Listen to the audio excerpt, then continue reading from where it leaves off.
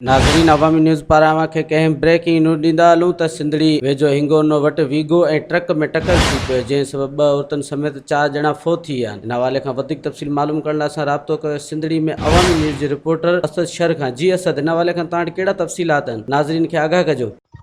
जी हरेश, मां तव्हांखे ॿुधाईंदो हलां त हिन वक़्तु इंतिहाई अफ़सोसनाक वाक़ियो जेको हिंगोनो में पेश आयो आहे।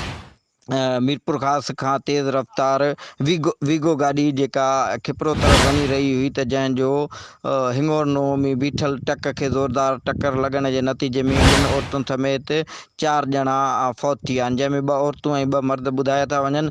गाॾी जो नंबर 1T09 ॿुधायो पियो वञे।